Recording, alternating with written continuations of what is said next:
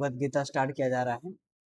तो भगवद गीता कोशिश किया जाएगा कि रोज एक श्लोक का डिस्कशन हो, ताकि उस श्लोक से हम अपने दैनिक जीवन में आनंद उठा सके। आनंद कैसे उठाएंगे? भगवद गीता को अप्लाई कर कर अपने जीवन के हर पहलू में भगवद गीता का ज्ञान को अप्लाई करेंगे ना, तब जीवन में आनंद आएगा। सिर्फ पढ़ने से नहीं होता कि सिर्फ पढ़ लिए और हो गया, नहीं। आनंद चाहिए। और आनंद क्या होगा? आनंद कैसे आएगा? अप्लाई कर कर कि भगवान ने क्या बोला है, उसका एप्लीकेशन पॉइंट क्या हुआ है और कैसे अप्लाई करें अपने लाइफ में, तब आनंद आएगा। तो आज इंट्रोडक्शन से स्टार्ट करेंगे। इंट्रोडक्शन ये लंबा चलेगा क्योंकि इंट्रोडक्शन एक समरी की तरह होता है। जो पूरा भगवत गीता में क्या लिखा हुआ है आपको एक इंडिकेशन पॉइंट बता देगा। जब उसको पढ़ेंगे ना तो एक आइडिया आपको पता चल जाएगा। तो इंट्रोडक्शन है। इंट्रोडक्शन बहुत नई नई कुछ चीजें जानेंगे। तो स्टार्ट करते हैं। इसीलिए आप लोग धैर्य बनाए रखेंगे और आनंद उठाइए। हर पहलू का आनंद उठा सकते हैं आप लोग। तो स्टार्ट करते हैं। ओम अज्ञानतिमिरन्धस्यां ज्ञानाञ्जनशलाकयां चक्षुरुन्मिलितं तस्मै श्रीगुरवे नमः। श्रीचैतन्यमनोभीष्टं स्थापितं येन भूतले स्वरूपं कदा मह्यं ददाति स्वपदान्तिकम्। वन्देऽहं श्रीगुरून् वैष्णवश्च श्रीरूपं साग्रजातं सहगं रघुनाथवितं तः सहजीवम् साद्वैतं सावधूतं परिजन सहितं कृष्ण चैतन्य देवं श्रीराधा कृष्ण पादां सहगं ललिता श्री विशाखान्त च। हे कृष्ण करुणा सिंधु दीनबंधु जगतपते गोपेश गोपी कांता राधा कांता नमस्ततु ते। तप्ते कांचन गौरंगे राधा वृंदावनेश्वरी विजवानुसुते देवी परमामि हरिप्रिये। वाञ्छाकल्पतरुभ्यश्च कृपा सिन्धुएव च पतितानां पावनेभ्यो वैष्णवेभ्यो नमो नमः। नमो विष्णुपदाय कृष्णपृष्ठाय भूतले श्रीमद्भक्ति वेदांत स्वामिनीति नामिने। नमस्ते सरस्वती देवे गौरवाणी प्रचारिणे निर्विशेषशून्यवादी पाश्चादेशतारिणे। जय श्री कृष्ण चैतन्य प्रभु नित्यानंद श्री दत्त गदाधर श्रीवासादि गौर भक्तवृंद। हरे कृष्णा कृष्णा कृष्णा हरे हरे हरे राम राम राम हरे हरे। तो ये प्रेयर था। तो हम लोग जब भी भगवत गीता स्टार्ट करते हैं ना, तो ये प्रेयर गाते हैं ताकि वो गुरु द्वारा शक्ति मिल सके, गुरु द्वारा वो गाइडेंस मिल सके, ताकि हम लोग भगवत गीता पढ़ सके। क्योंकि हमारे पास उतना बुद्धि, हमारा उतना तीव्र नहीं है कि भगवत गीता को पढ़ा जा सके। भगवत गीता वही पढ़ता है जो शुद्ध होता है, जो आत्मा के लेवल पर होता है। हम अभी आत्मा के लेवल पर नहीं है, इसीलिए हम गुरु से प्रार्थना करते हैं कि हे गुरुदेव, आप अपने ज्ञान से मेरा अंधकार चक्षु ना वो खोल दीजिए, ताकि मैं आपका भगवत गीता का स्मरण कर सकूं, ताकि मैं भगवान को जान सकूं। इसीलिए तो ये आज इंट्रोडक्शन रहेगा, परिचय। और आज इसी पर जो मैंने बताया है, इसी पर डिस्कशन किया जाएगा कि इसका मीनिंग क्या होता है। ठीक है, तो ध्यान से देखते रहिएगा। ओम अज्ञानतिमिरन्धस्यां ज्ञानाञ्जनशलाकया चक्षुरुन्मिलितं तस्मै श्रीगुरवे नमः। श्रीचैतन्यमनोभीष्टं स्थापितं येन भूतले स्वरूपं कदा मह्यं ददाति स्वपदान्तिकम्। इसका मीनिंग देखते हैं। मैं घोर अज्ञानता में जन्मा था और मेरे आध्यात्मिक गुरु ने ज्ञान की मसाल से मेरी आंखें खोल दी। मैं उन्हें सादर प्रणाम करता हूँ। तो मैं किन्हें प्रणाम कर रहा हूँ? फर्स्ट ऑफ ऑल गुरु को प्रणाम कर रहा हूँ, क्योंकि जब गुरु को प्रणाम करते हैं ना, तब वो दिव्य शक्तियां आती है, दिव्य बुद्धि प्रदान होता है, जिससे भगवान के बारे में जान सकते हैं। बिना गुरु को जाने आप भगवान को जान नहीं सकते हैं। भगवान को जानने के लिए गुरु अहम भूमिका निभाते हैं। तो क्या कर रहे हैं? ओम अज्ञानतिमिरस्य, मैं घोर अंधकार में जन्मा था। आपको पता है कि हम जो जन्मे हैं वो अज्ञानता में जन्मे हैं। भौतिक संसार में जो तपती हुई भौतिक संसार है, इसमें जन्मे हैं हम, और हम लोग को पता ही नहीं है। हम लोग हमेशा सोचते हैं कि हम आनंद में हैं, अंधकार में नहीं है, हम आनंद में हैं, हमेशा मंगल में। ऐसा नहीं है, क्योंकि हम लोग दुख को ही आनंद मान लिया ना। भौतिक में हम लोग दुख को ही, इतना लड़ाई झगड़ा होता है, आपस में कलह होता है, उसी में सोचते हैं कि हम खुशी हैं, कैसे? एक दूसरे को हराकर। इसी को यहाँ कहा जा रहा है कि अज्ञानता में जन्मे, अंधकार में जन्मे। हम जन्म लिए, कौन जन्म दिया पता ही नहीं है।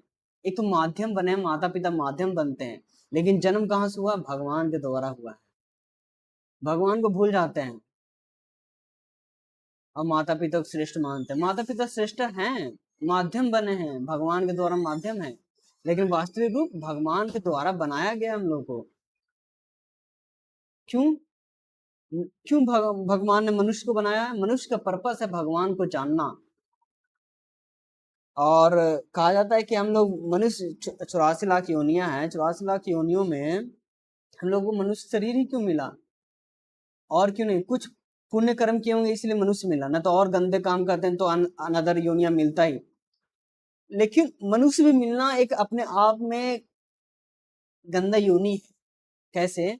कि मनुष्य शरीर उसी को मिलता है जो भगवान को भूल चुका हुआ रहता है, जो अपना इंद्रियों को सुख के लिए अहम भूमिका देता है कि हम एंजॉय करना चाहते हैं, भगवान को छोड़ करके, भगवान को हटाकर। इसलिए भगवान फ्रीडम देते हैं कि जाओ पृथ्वी पर, जाओ आराम से एंजॉय करो, अगर एंजॉय करना है तो। इसीलिए तो हम लोग पृथ्वी पर आए हैं, और पृथ्वी पर देखो कितना कष्ट झेलते हैं, लड़ाई झगड़ा, इधर मारा काटे, इतना वार सह रहे, इतना गर्मी सह रहे हैं, अहंकार घमंड द्वेष इतना अपने आप में डेवलप कर लेते हैं कि वास्तविक जिंदगी ऐसा लगता है कि तो जिंदगी जी ही नहीं रहे हैं यार, इससे अच्छा तो कि सुसाइड कर लेते हैं। यही है अज्ञानता, अंधकार। तो जब हम लोग को पता चल जाएगा ना कि हम लोग का जो जन्म हुआ है, मनुष्य में जो जन्म लिए हैं, ये हमारी गलती थी कि इसमें जन्म हुआ, क्योंकि हम भगवान को छोड़ करके एंजॉय करना चाहते थे। तो भगवान कहे कि वापस मेरे पास आने का उपाय है। क्या है? मनुष्य जन्म में आप भक्ति करो, आप मेरा स्मरण करो, फिर वापस मेरे धाम आ जाओगे। इसीलिए इसीलिए गुरु याद दिला रहे हैं आपको कि आप अंधकार में हो, आप अज्ञानता में हो, इस चीज को एक्सेप्ट करो। हम लोग एक्सेप्ट ही नहीं कर पाते हैं। सबसे बड़ी चीज यही है कि हम लोग एक्सेप्ट ही नहीं कर पाते हैं कि हम गलत हैं। कभी नहीं एक्सेप्ट करते हैं। कोई देख लो बाहर बाहर की दुनिया में, कोई एक्सेप्ट करता है कि हम गलत हैं? बिल्कुल नहीं। कहता है I am supreme, I am master, तुम गलत हो। तो ऐसे आध्यात्मिक गुरु चक्षु खोलते हैं। तो पहले मैं जब बाहर था तो एक कहता था कि मेरे से बढ़कर कोई नहीं है, मैं ही श्रेष्ठ हूँ। मैं किसी को वैल्यू नहीं देता था, मित्र दोस्त किसी को नहीं देता था। गुरु ने बताया हम पतित है। क्या है? हम पतित है। इतना गिरे हुए इंसान है कि जब हिस्ट्री देखोगे ना तो पता चल जाएगा। और आध्यात्मिक गुरु उनको पता होता है, इसीलिए बताया। और मेरे आध्यात्मिक गुरु ने ज्ञान के मसाल से मेरी आंखें खोल दी। इसका प्रैक्टिकल लाइफ बता रहा हूँ कि कैसे खोलते हैं ज्ञान की आंखें। जब मैं भौतिक में था तो अनदर अनदर चीज, अलग अलग बर्बर चीज करते रहता था, कितना गंदा काम किया हूँ क्या बता सकता हूँ। और जब मैं गुरु की कृपा से, जब मैं आध्यात्मिक कार्य में जुड़ा, स्पिरिचुअल में जुड़ा, तो हर चीज स्पष्ट दिखने लगी कि हाँ ये सही है या ये गलत है, हम कितना गंदा हैं, गंदा थे, ये सब चीज को पता चलने लगता है।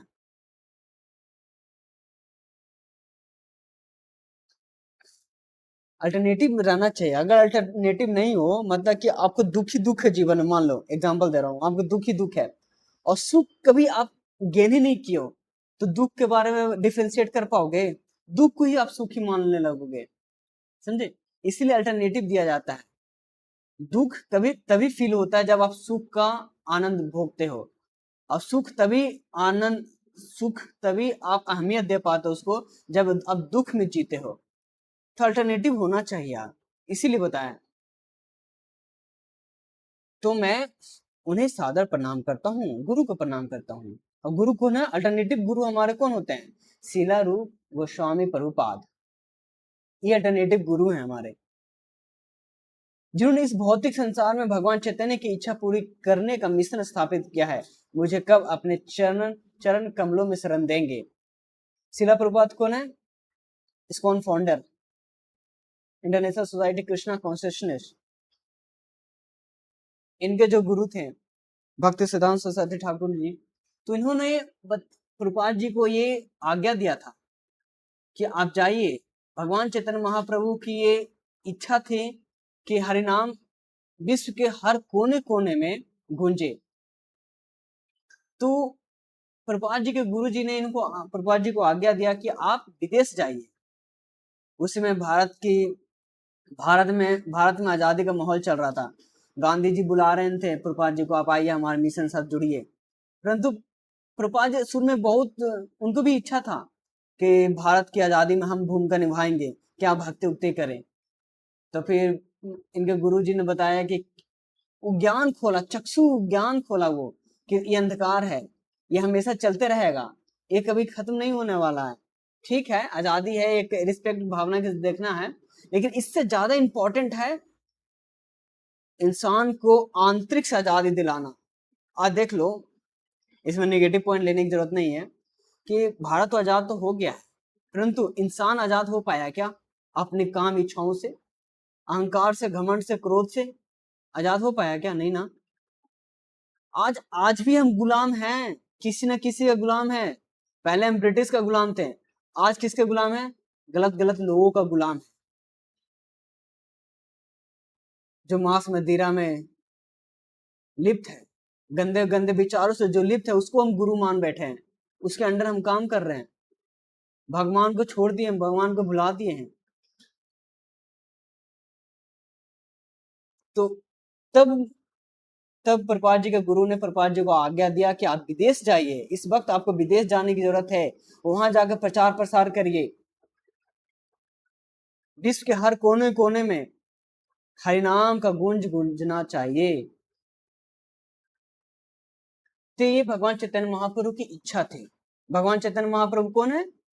साक्षात राधा कृष्ण का मिलन है, मिलाप है, वो राधा कृष्ण का जोड़ी है वो भगवान चैतन्य। अगर मतलब कि कृष्ण, इसका ऐसा हुआ, इनका प्रकट कैसे हुआ कि चैतन्य जो कृष्ण भगवान है, वो अपने इष्टकेशी को, मतलब जो अपने आनंद को वो फील करना चाहते थे कि भाई इतना लोग हमको क्यों पूछता है, मेरे को कुछ पता ही नहीं चल रहा कि मेरे को क्यों पूछता है, मेरे को भगवान क्यों मानता है, मेरे से इतना प्रेम क्यों करता है, मेरे चरणों की धूली अपने चरणों में क्यों लगाता है, भाई ऐसा क्या है। तो उस समय राधा रानी बड़े प्रिय थे, तो राधा रानी से पूछे, तो उन्होंने तो नहीं बताया, क्योंकि बता देते ना तो फिर वो सीक्रेट रह नहीं पाता ना। तो ऐसे पता किए, पता करने पर सोचे कि चलो मैं ही भक्त बन जाता हूँ, भक्त के रूप में आता हूँ, इसलिए भगवान भक्त के रूप में आते हैं। तो चैतन्य महाप्रभु साक्षात भगवान है, कृष्ण और राधा रानी के मिलन है, मिलाप है, वे हैं कृष्ण, ये है चैतन्य महाप्रभु, भगवान चैतन्य बोलते हैं। तब हर भक्त प्रार्थना करता है चैतन्य महाप्रभु से, कब मुझे अपने चरण कमलों में शरण देंगे आप, हे पतितात्मों के मित्र, हे करुणा सिंधु, हे जगतपति, कब आप मुझे अपने चरणों में शरण देंगे, क्योंकि मैं इस भौतिक संसार में जल रहा हूँ, कष्टों से मर रहा हूँ, मेरे को और इस संसार में जीना नहीं है। जब तक आपकी कृपा नहीं होगा, इस भौतिक जगत से मैं बाहर ही नहीं निकल पाऊंगा।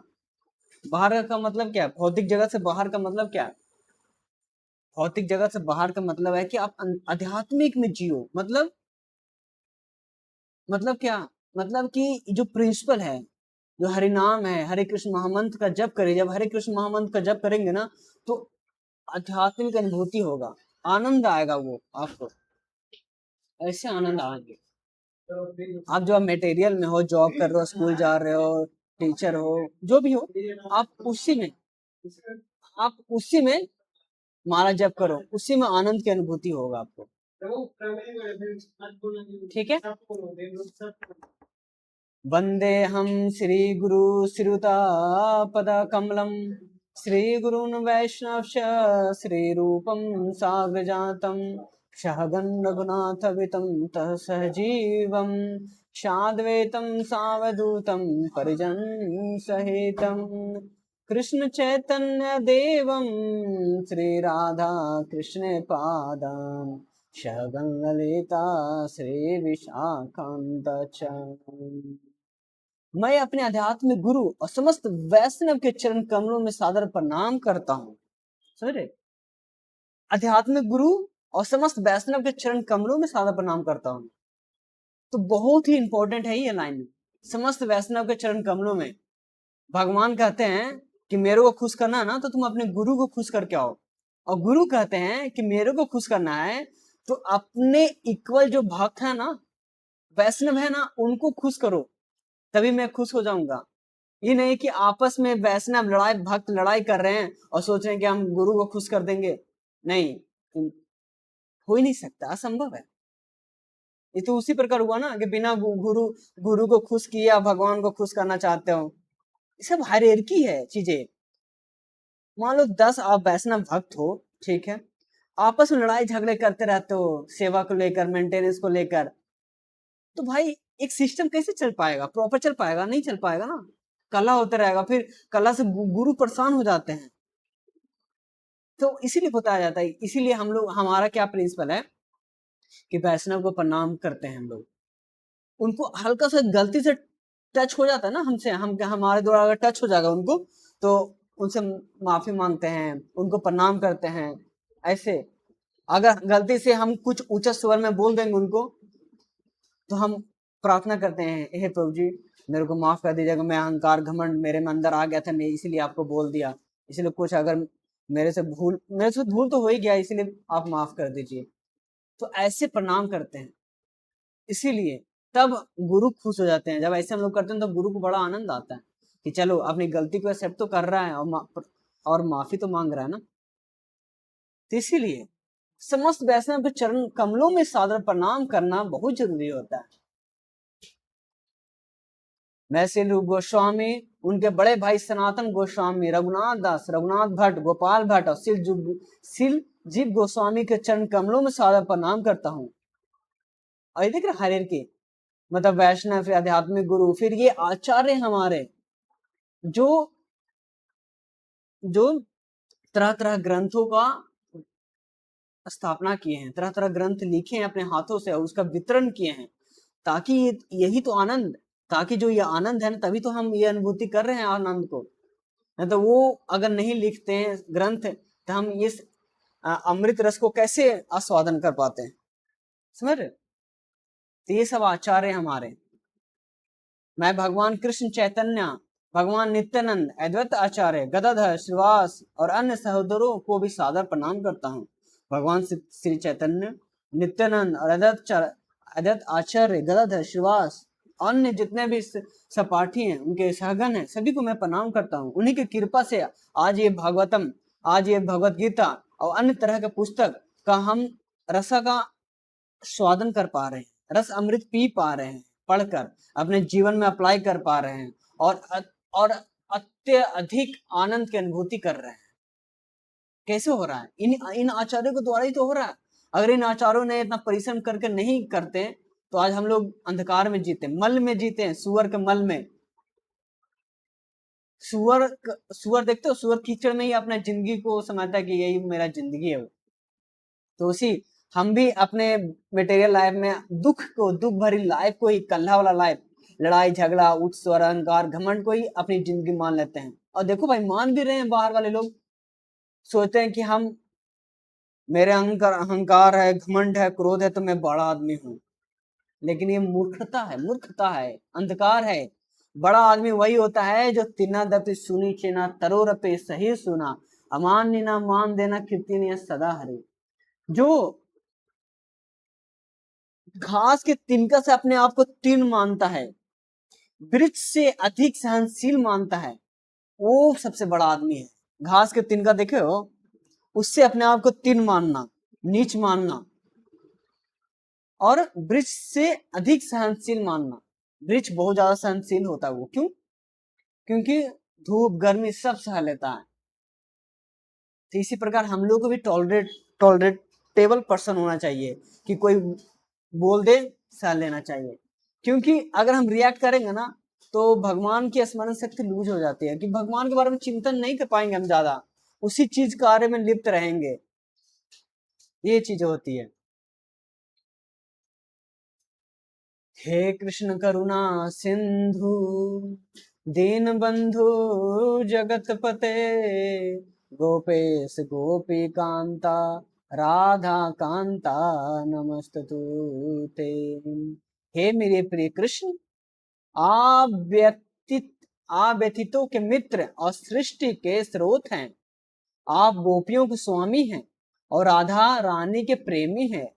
मैं आपको सादर प्रणाम करता हूँ। तो देख रहे हैं, आप व्यतीतों के मित्र हैं, सृष्टि के स्रोत हैं, सृष्टि की रचना भगवान ने की है। आप गोपियों के स्वामी हैं और राधा रानी के प्रेमी हैं। राधा रानी प्रेम करते हैं भगवान कृष्ण से, परम भक्त। मैं आपको सादर प्रणाम करता हूँ। तप्ते कांचन गौरांगी राधे वृंदाविनेश्वरी, विश्वानुसुते देवी प्रणामामि हरे प्रिय। मैं राधा रानी को भी प्रणाम करता हूँ, जिनका रंग पिघले हुए सोने के समान है, और जो वृंदावन की रानी है। आप राजा विश्वानु की पुत्री हैं और भगवान कृष्ण के अत्यंत प्रिय हैं। उनको प्रणाम करता हूँ। ये राधा रानी का क्या है, क्वालिटी शो किया गया, मतलब उनके बारे में बताया गया। राधा रानी का रंग कैसा है, पिघले हुए सोने के समान, मतलब पूरा येलो। येलो रंग कितना अच्छा लगता है, पीताम्बरी, पीताम्बरी जिसको कहते हैं। और भगवान को येलो रंग बहुत ही पसंद है ज्यादा, इसलिए भगवान अब देखोगे कि पीला वस्त्र में ज्यादा रहते हैं। तो राधा रानी पिघले हुए सोने के समान है, जो वृंदावन की रानी है। वृंदावन में किनका पूजा किया जाता है, राधा रानी का, क्योंकि परम गोपियों में से श्रेष्ठ है वो। और किनकी पुत्री है वो, राजा विश्वानु की पुत्री हैं। राजा की पुत्री है, कोई लोकल पर्सन की नहीं है। और भगवान कृष्ण के अत्यंत प्रिय हैं। ऐसे राधा रानी को मैं प्रणाम करता हूँ। कहा जाता है कि बिना राधा रानी को खुश किए भगवान को खुश नहीं कर सकते। और राधा कृष्ण को और राधा रानी को खुश करना है तो भगवान को कृष्ण को खुश कर दो। तो ये डायरेक्टली इनडायरेक्टली चलता है। तो भक्त है ना, ये उसी प्रकार है जिस प्रकार बोलते हैं ना, भगवान बोलते हैं क्या कि आप भक्त को खुश करो, मैं खुश हो जाऊंगा। भक्त क्या बोलता है कि आप मेरी सेवा मत करो, भगवान की सेवा करो, भगवान के कार्य में लीन रहो, तो मैं भी खुश रहूंगा। इस प्रकार है। तो एक रेसिप्रोकेट करते हैं। वांछा कल्पतरुभ्यश्च कृपा सिन्धुएव च पतितानां पावनेभ्यो वैष्णवेभ्यो नमो नमः। मैं भगवान के सभी वैष्णव भक्तों को सादर प्रणाम करता हूँ। वे इच्छा वृक्षों के समान सबकी मनोकामनाएं पूरी कर सकते हैं और पतित आत्माओं के प्रति करुणा से परिपूर्ण है। इसलिए सभी वैष्णव भक्तों को प्रणाम करना चाहिए। सभी वैष्णव भक्तों को, कोई छोटा कोई बड़ा भक्त नहीं होता, सभी वैष्णव भक्त भगवान के भक्त होते हैं। वे इच्छा वृक्षों के समान सबकी मनोकामनाएं पूरी कर सकते हैं। ये वास्तविक सही है। अगर भक्त के पास जाओगे ना, बोलो किसी प्रकार की अगर समस्या हो तो एक्सप्लेन करो ना, भक्त जरूर मदद करते हैं, अपनी पूरी कोशिश करेंगे मदद करने के लिए। और ये हुआ है, मेरे साथ तो प्रैक्टिकल हुआ है। भक्त मदद करते हैं और पतित आत्माओं के प्रति करुणा से परिपूर्ण होते हैं। समझे? जितने भी पतित आत्माओं है ना, सभी देखो हम बहुत पतित थे, हम कितना पतित हैं आपको क्या पता? एक मिनट, ओके, एक मिनट, ठीक है। तो हम कितना पतित हैं, अगर मेरी हिस्ट्री अगर मैं खुद देखता हूँ ना, तब मेरे को पता चलता है कि हम इतना पतित हैं। और पतित को पता करना भी एक अपने आप में क्वालिटी होता है कि हम कितने गंदे हैं। अधिकतर लोग तो ये पता ही नहीं कर पाते कि हम गंदे भी हैं। बोलता है कि नहीं हम तो अच्छे हैं। हम कहाँ गंदे हैं भाई, हम तो अच्छे हैं, बहुत अच्छे हैं।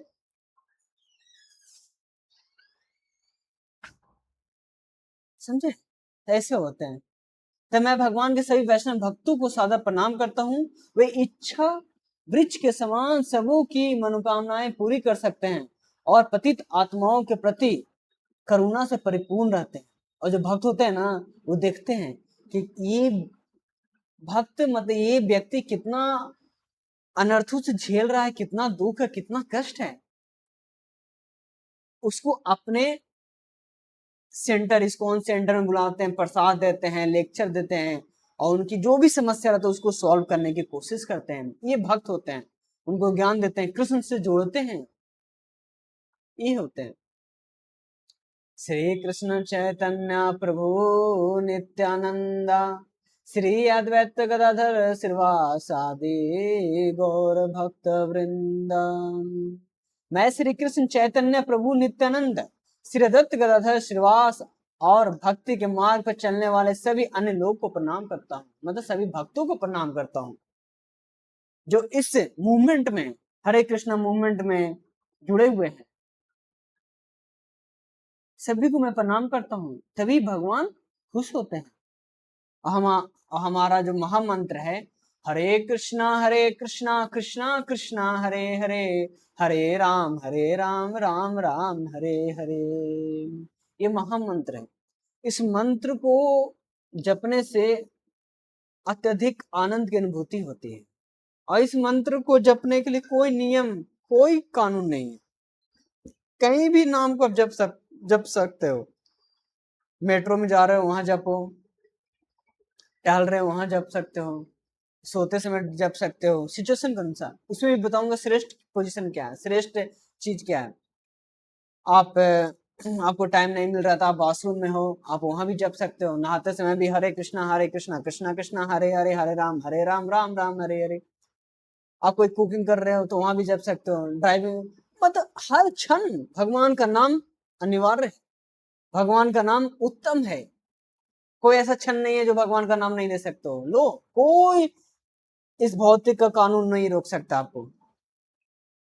कोई रोक सकता है नहीं। हम पानी पी रहे हैं, मन में जप रहे हैं हरे कृष्ण मन में जप रहे हैं।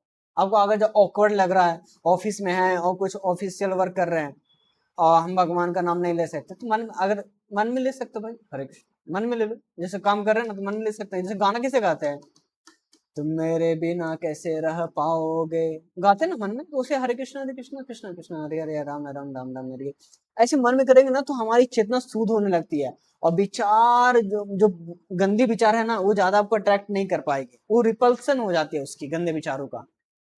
ये होता है।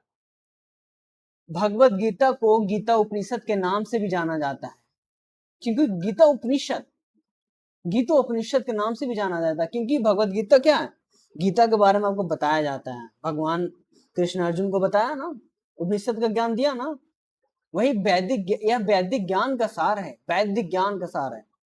वैदिक ज्ञान मतलब क्या, जब वैदिक में जाओगे तो हमारे पास बहुत सारा क्या है, वेद है, 4 वेद है ना, ऋग्वेद, यजुर्वेद, सामवेद, अथर्ववेद, बहुत सारा पुराण है।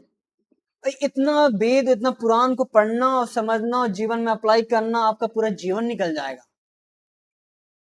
या अगला जीवन भी लेना पड़े, समझ रहे। इसीलिए भगवान ने गीता का ज्ञान दिया है, सार दिया है, कि पूरा निचोड़ दे दिया क्या क्या इंपॉर्टेंट पढ़ के है और कैसे कैसे इंपॉर्टेंट तो सर है, सब है। उसमें भी सबसे ज्यादा है जो है, जो अपनी वास्तविक लाइफ में जी पाओ आनंद में, वो है वैदिक ज्ञान, वो है भगवत गीता, जो वैदिक ज्ञान का सार है और वैदिक साहित्य के सबसे महत्वपूर्ण उपनिषद में से एक है। बेशक भगवत गीता पर अंग्रेजी में कई टीकाएं उपलब्ध है और ऐसे में एक और टीका की आवश्यकता पर सवाल उठ सकता है। भगवत गीता पर अंग्रेजी बहुत सी है, अंग्रेजी में बुक है। इस वातावरण संस्करण की व्याख्या इस प्रकार की जा सकती है कि हाल ही में एक अमेरिकी महिला ने उसे भगवत गीता के अंग्रेजी अनुवाद की सिफारिश करने को कहा। अमेरिका में भगवत गीता के कई अंग्रेजी संस्करण उपलब्ध है, लेकिन जहां तक मैंने देखा है, न केवल अमेरिका में बल्कि भारत में भी उनमें से किसी भी प्रमाणिक नहीं किया जा सकता है क्योंकि लगभग हर एक में टीकाकार ने भगवत गीता के मूल भाव को छुए बिना अपने स्वयं के विचार व्यक्त किए हैं। तो प्रभुपाद जी ऐसा बता रहे हैं कि भगवत गीता एक प्रभुपाद ऐसा है, स्टोरी बता रहा हूँ कि एक महिला ने बताया प्रभुपाद जी को कि आप भगवत गीता को अंग्रेजी में अनुवाद करें, और अनुवाद करना बहुत जरूरी था क्योंकि भारत में और विदेशों में उस समय मतलब ये भगवत गीता जो प्रभुपाद जी ने लिखा है, इस भगवत गीता से पहले भगवत गीता मौजूद थे, और उसमें क्या प्रॉब्लम था कि सभी लोग ने अपने अपने व्यक्त को विचार में प्रकट किया, लेकिन भगवत गीता के मूल भावों को छोड़ दिए, मूल भावों को छुए बिना अपने स्वयं के विचारों को व्यक्त किया। जो भगवान ने अपने जो विचारों से बोला है उस विचार को टच नहीं किए, इसलिए इंसान के चेतना शुद्ध नहीं हो पा रही थी, इंसान को हृदय परिवर्तन नहीं हो पा रहा था।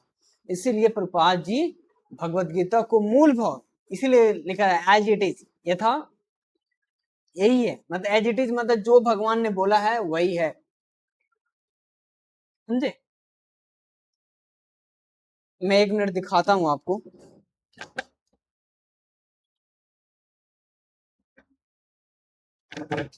ये भगवत गीता देखिए, ये भगवत गीता यथारूप, ये लिखे श्रीमद् भगवत गीता यथारूप, एज इट इज है, मतलब जैसा भगवान ने अर्जुन को ज्ञान दिया उसी प्रकार ज्ञान आपको इस भगवत गीता में मिलेगा, इस भगवत गीता में। इसीलिए देख रहे हैं अभी मोदी जी ने बहुत ज्यादा लोगों का इस पर ट्रस्ट है, क्योंकि इसमें जो दिया गया ना वो आप अप्लाई कर सकते हो अपने जीवन में, अपने जीवन को बदल सकते हो। इसीलिए मोदी जी ने अभी पुतिन को दिया था ना भगवत गीता, और इस गीता का कितना वितरण होता है देख लेना, आप यूट्यूब पर सर्च करना भगवत गीता, पहला पिक्चर इसी का आएगा। तो मेहनत मेहनत हुआ ना, तो ऐसे थोड़ी वो चीजें होती है। कितना बुक का वितरण हुआ है, हम लोग का बुक मैराथन चलता है इस पर, हर लाखों लाखों करोड़ों बुक छपते हैं, क्योंकि भगवान के असली ज्ञान को आप तक पहुंचाना है, तभी तो आप भगवत गीता को अच्छे से पढ़ पाओगे, अच्छे से अप्लाई कर पाओगे जीवन में। तो हाँ, तो भगवत गीता अब क्या है, भगवत गीता का सार स्वयं भगवत गीता में वर्णित है। सार कहाँ है, भगवत गीता में वर्णित है।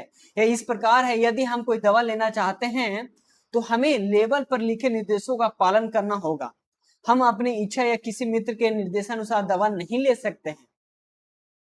वास्तविक है ना, अगर आप दवा लेना चाहते हो तो निर्देशों का पालन करना होगा ना, जो डॉक्टर ने बताया होगा, जो डॉक्टर ने आपको लिखा होगा प्रिस्क्रिप्शन, उसी को तो फॉलो करोगे। या कोई मित्र ने बोल दिया कि अच्छा पैरासीटामोल है, अच्छा पैरासीटामोल तो कभी भी ले सकते हो यार, कभी भी ले लो, सही हो जाएगा। या ये कोई अलग कफिंग वाला ये नहीं ना, डॉक्टर के निर्देश का पालन करना बहुत जरूरी होता है। इस लेवल पर दिए, चाहे कोई कोई गैजेट है, अब उसको गैजेट को आपको चलाना है तो आप जबरदस्ती उसके साथ करोगे, ये बटन दबाओ, कभी ये बटन दबाओ, कभी ये गाड़ी क्यों नहीं चल रही है, ये भाई उससे अच्छा प्रॉपर है कि आप इंस्ट्रक्शन को फॉलो कर लो, क्या क्या स्टेप 1 में क्या लिखा हुआ है, स्टेप 2 में क्या लिखा हुआ है, स्टेप 3 में क्या लिखा हुआ है, इसी प्रकार तो चलेगी गाड़ी ना। या सिंपल, बचपन में लैपटॉप हम चलाना सिखाते थे, चालू करना सिखाते थे, तो कभी सीपीयू बटन दबाते थे, कभी ये बटन दबाते थे, कभी ये बटन, लैपटॉप खुलता ही नहीं था भाई, क्या समझ में नहीं आता था कि कैसे खुले। तो मैम ने बताया था कि स्टेप 1 में स्टार्ट द ये बटन ऊपर वाला स्टार्ट करते हैं, फिर ये बटन स्टार्ट करते हैं, फिर ये बटन स्टार्ट करते हैं, फिर विंडो खोलते हैं, तब ये जाके पूरा विंडो सॉफ्टवेयर खुल पाता था, तब फिर हम वर्क कर पाते थे। फिर पेंट ड्राइव को खोलना है तो उसमें भी पेंट में ऑप्शन में जाते थे, रिफ्रेश करना है, तो हर चीज का एक मेथड होता था, एक इंस्ट्रक्शन को फॉलो करना होता था। इस लेवल पर दिए गए निर्देशों और चिकित्सक द्वारा दिए गए निर्देशों के अनुसार ही पालन करना चाहिए, मतलब डॉक्टर के द्वारा पालन करना चाहिए। इस प्रकार भगवत गीता को उसी रूप में ग्रहण करना चाहिए जैसे कि स्वयं वक्ता ने निर्देशित किया है। भगवत गीता के वक्ता साक्षात भगवान श्री कृष्ण है। भगवत गीता के प्रत्येक पृष्ठ पर उनका उल्लेख परम पुरुषोत्तम भगवान के रूप में किया गया है। तो वक्ता कौन है? भगवान श्री कृष्ण है, जो भगवत गीता का ज्ञान दिए।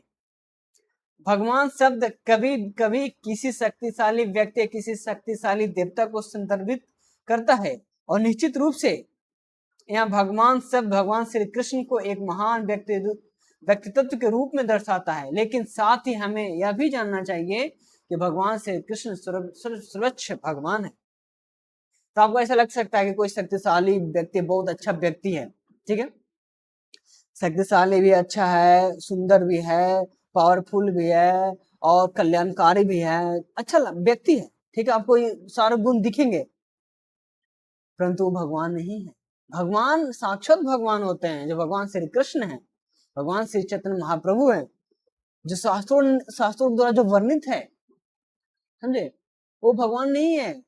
वो एक इंसान है जो कल्याणकारी है, ठीक है, अपने अच्छे गुण है उनमें, व्यक्तिगत के रूप में ही देखना चाहिए, ना कि भगवान के रूप में। आजकल बहुत होता है कि कोई भी इंसान को भगवान बना देते हैं, समझे। यहाँ तक कि गुरु भी बोलते हैं कि हम भगवान नहीं है। हमारे जो गुरु शिला प्रपात हैं, वो बोलते हैं कि हम भगवान बिल्कुल नहीं है। एक बार क्या हुआ कि महाकुंभ मेला में जा रहे थे प्रपात जी और शिष्य नहाने के लिए, तो सभी गुरु ने, बहुत सारे अखाड़े के दल होते हैं ना, तो सभी जाते हैं वहां, तो सब अपने अपने रथ लेकर आते हैं, कोई हाथी पर बैठा हुआ, कोई घोड़े पर बैठा हुआ है।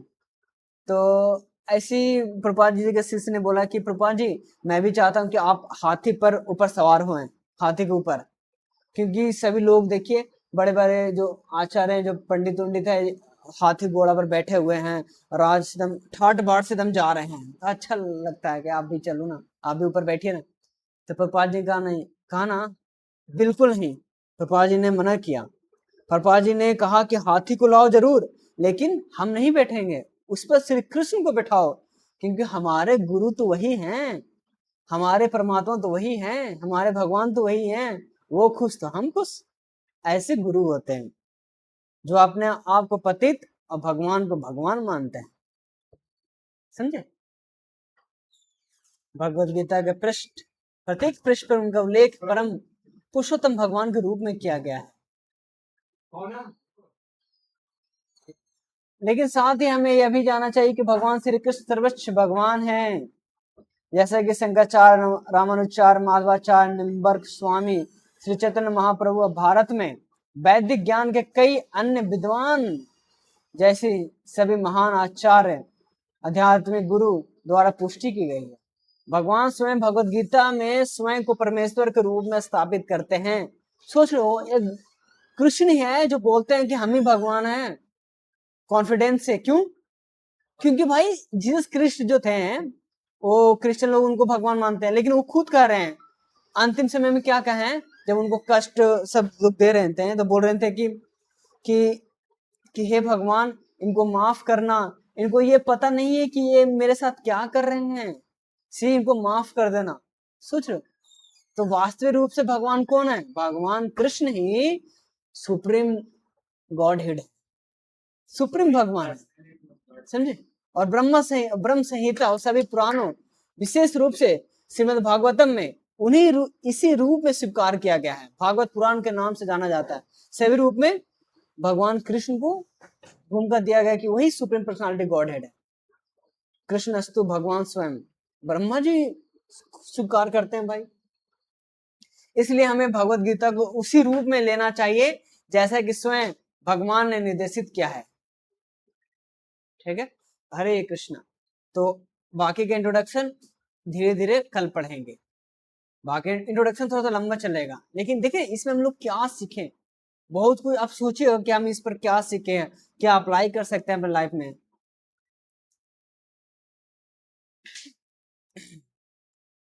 तो इसमें था कि गुरु को भूमिका निभाना, गुरु को अहमियत देना, गुरु कौन है?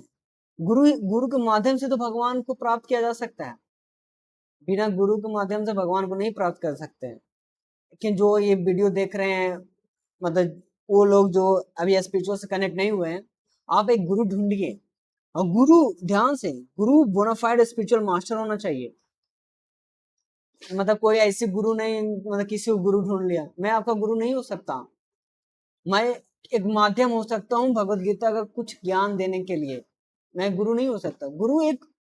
गुरु वो होता है जो आप उनसे मिलोगे ना, उनकी बातें सुनोगे ना, एक हृदय में एक मतलब दिव्य ज्योति जलती है, जिससे आपका हृदय परिवर्तन होने की मार्ग पर चला जाता है। वो गुरु होते हैं, और वो गुरु हैं शिला प्रभुपाद। ऐसे गुरु होते हैं हमारे। तो आप लोग भक्ति से जुड़िए और भगवत गीता को पढ़ने की कोशिश करिए। बाकी धीरे धीरे हम कुछ हेल्प कर सकते हैं। हरे कृष्णा। कोई समस्या हो तो आप कमेंट भी कर सकते हैं।